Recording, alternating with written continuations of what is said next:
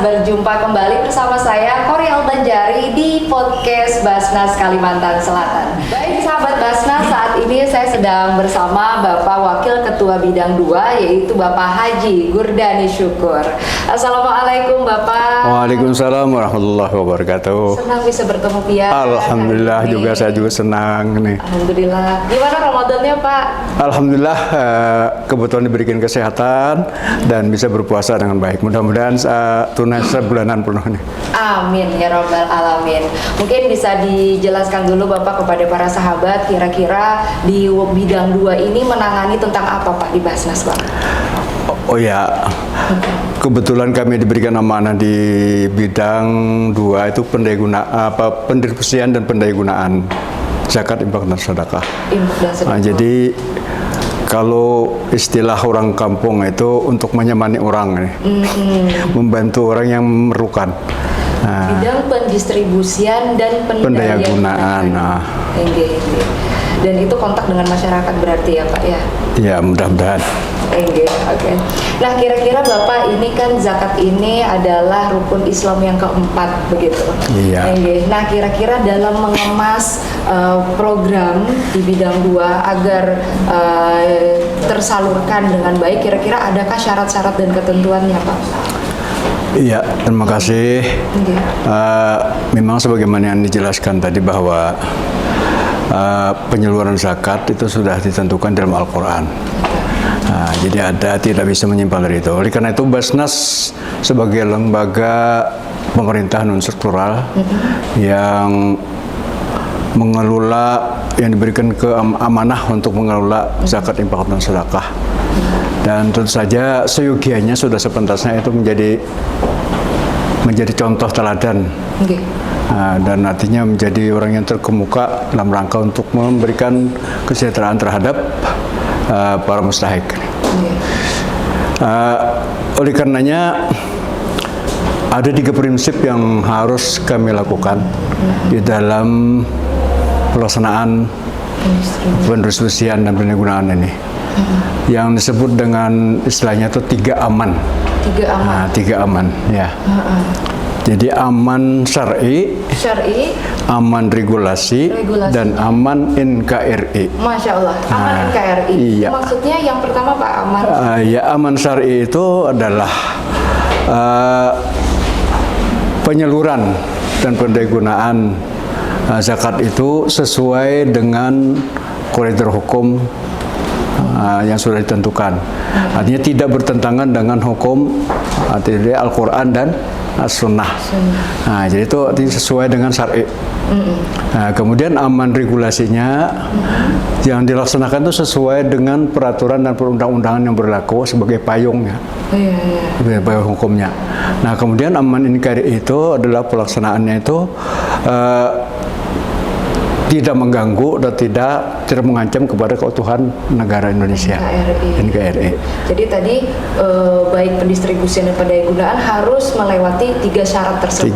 Tiga prinsip itulah. Prinsip tersebut. Nah, jadi kalau berpegang dengan 3 prinsip ini, insya Allah semuanya akan lancar. Dan saya lihat sepertinya tim Basnas itu luar biasa Pak ya, apalagi kalau saya lihat di sosial media seperti layanan aktif zakatnya. Alhamdulillah. Itu menjadi program unggulan sepertinya ya Pak ya. Kira-kira selain layanan ini Pak, adakah program unggulan lainnya? Ya ada 2. Ada layanan aktif Basnas dan ada Basnas tanggap bencana. Basnas tanggap bencana. Jadi pada umumnya kedua melayani dan membantu terhadap mustahik itu secara terus-menerus. Jadi membantu kepada orang yang mustahik dalam rangka untuk memerlukan bantuan. Nah hanya saja bedanya berbeda situasi dan kondisi di lapangan. Kalau layanan aktif Basnas itu biasanya selalu melayani masyarakat itu di semua lini, baik kesehatannya, ekonominya, sosialnya. Tapi kalau Basnas aktif bencana itu hubungannya dengan adanya kebencanaan. Jadi tim ini berperan melayani dan memberikan bantuan kepada masyarakat yang kena bencana. Dan itu biasanya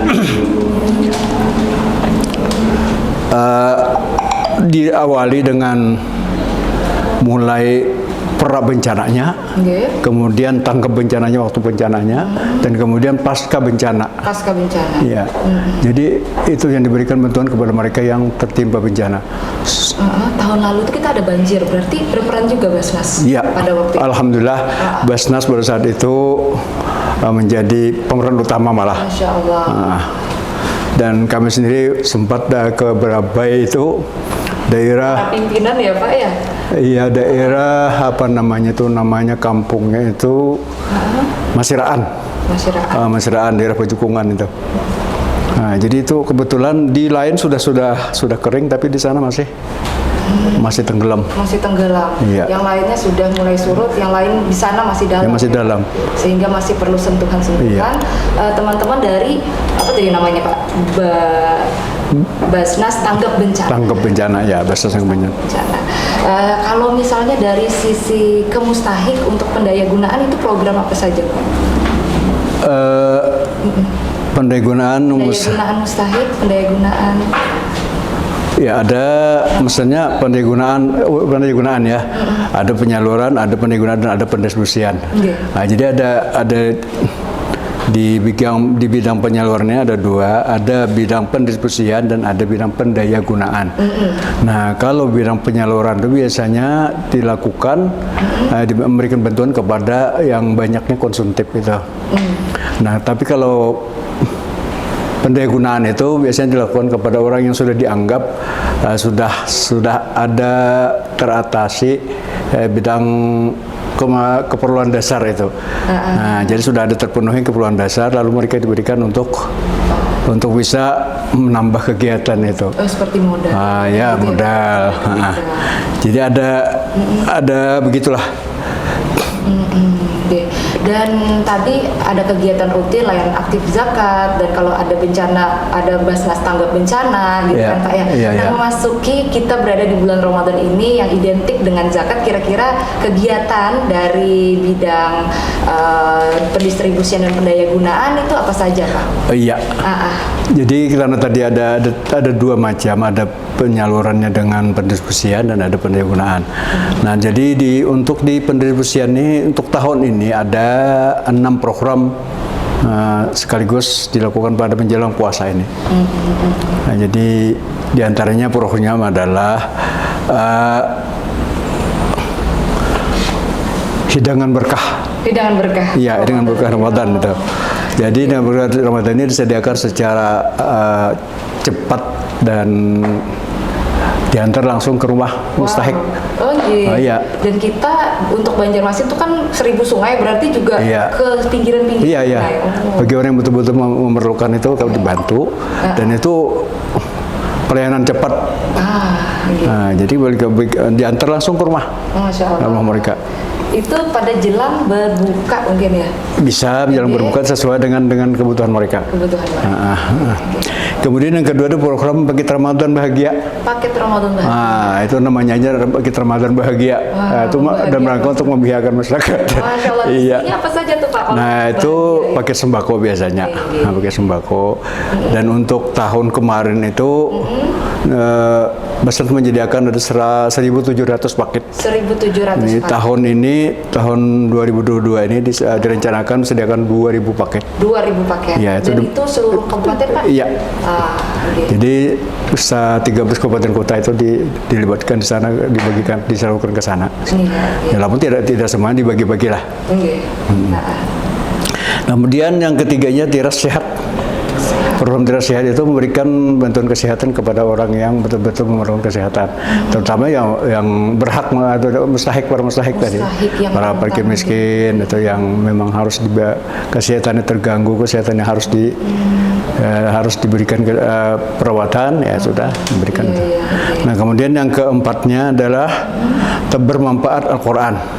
Nah, ini memberikan mushaf Al-Quran kepada orang-orang yang masih rawan akidahnya, Oh, iya. Seperti kayak mu'alaf misalnya. Nah, di Kalimantan Selatan ini kan banyak itu. Betul. Ada di daerah Halong, daerah Loksado, daerah apa. Berarti sudah pernah ke sana nih rombongan Basnas, Pak? Alhamdulillah. Alhamdulillah. Dan bahkan kawan-kawan yang lewat itu malah sampai mengangkat jenazah itu di tempat mereka itu. Di tempat mereka. Iya.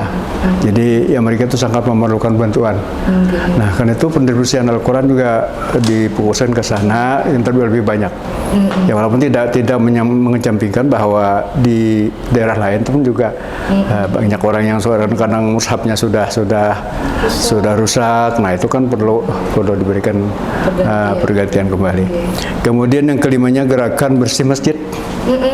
Jadi menjelang puasa ini kami Basnas Provinsi Kalimantan Selatan, pihak penyaluran dan pendayagunaan ini, di pihak penyaluran pendistribusian itu ingin supaya memberikan kenyamanan terhadap orang yang melaksanakan ibadah di bulan puasa. Jadi difokuskan di masjid-masjid yang dalam rangka menghadapi Ramadan yang diberikan di daerah pelosok-pelosok itu akan diberikan di semacam gotong royong membersih masjid dalam rangka untuk kenyamanan beribadah. Kenyamanan beribadah. Menjadi tempat yang spesial di bulan Ramadan masjid kita ya Pak ya. Dan kemudian yang terakhirnya yang keenamnya adalah kado lebaran untuk yatim. Kado lebaran. Iya, nah biasanya kalau tahun yang lewat itu kan anak yatim itu diajak untuk ke satu tempat perbelanjaan dan dia dibelikan apa yang dia mau untuk dalam rangka untuk menghadapi lebaran, mungkin baju, mungkin sarung dan lain sebagainya. Berkah sekali. Jadi silakan dia milih yang mana yang mau. Jadi tidak kami yang memilihkan, tapi dia. Tapi mereka yang memilih. Iya, jadi diajak dia mau yang mana. Baik, ini program gitu ya Pak yang dimiliki oleh bidang pendistribusian dan pendayagunaan. Itu baru penyaluran pendistribusian. Oh, pendistribusian. Iya, kemudian pendayagunaan ada satu program. Yang kemarin itu pasar Ramadan lewat digital. Tapi tahun ini agak beda dikit. Jadi pasar Ramadan, tetapi samping digital juga ada secara langsung masyarakat bermusahik itu berjualan. Oh, jadi di Ramadan ini ada kegiatan pasar Ramadan. Dan itu untuk tahun ini kami membina ada 55 orang. Para mustahik yang ingin diberdayakan itu. Jadi tempat di mana Pak? Siapa tahu sahabat ingin langsung datang berkunjung. Insya Allah di kebun berkah. Di Sungai Jingah. Sungai Jingah ya. Kebun Berkah Sungai Jingah Kota Banjarmasin. Jadi para sahabat yang ingin langsung datang berkunjung, bertemu dengan para mereka yang memanfaatkan program pendayagunaan, bisa langsung membeli makanan jelang berbuka gitu. Iya bisa. Untuk sahur juga bisa tuh macam-macam yang disajikan tuh macam-macam sesuai dengan menu yang diinginkan. Nah, jadi fokusnya di sana, tapi tidak menutup kemungkinan juga yang mereka juga bisa pesan ke rumah langsung.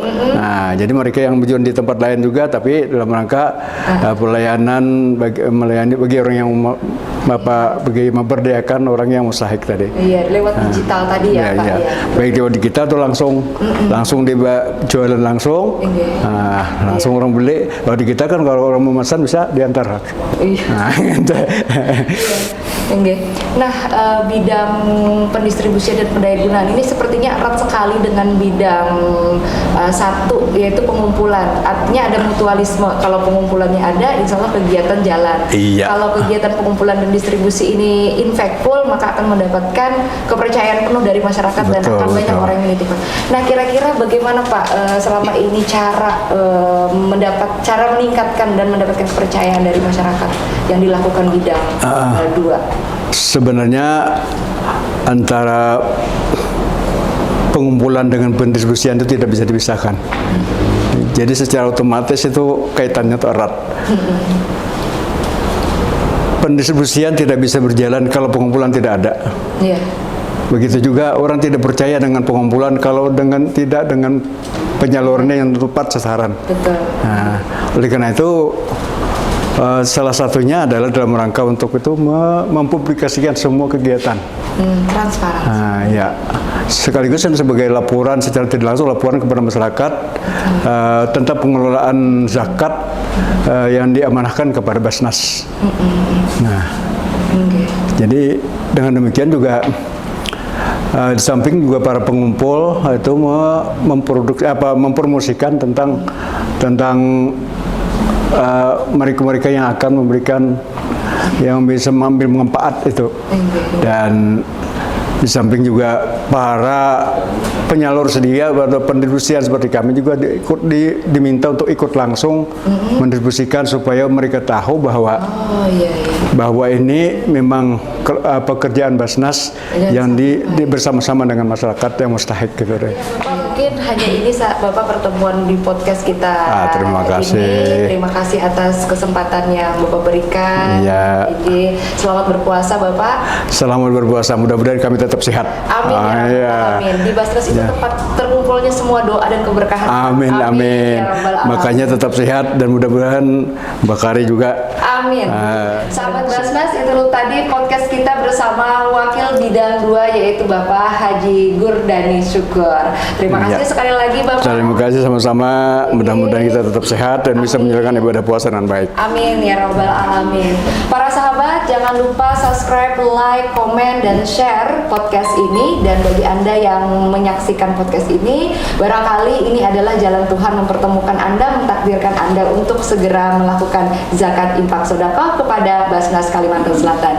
Jangan ragu, insya Allah gantinya itu akan berlimpah luar biasa. Amin. Sampai berjumpa di lain kesempatan bersama saya Koryal Banjari di podcast Basnas Kalimantan Selatan. Wassalamualaikum warahmatullahi wabarakatuh. Waalaikumsalam warahmatullahi wabarakatuh.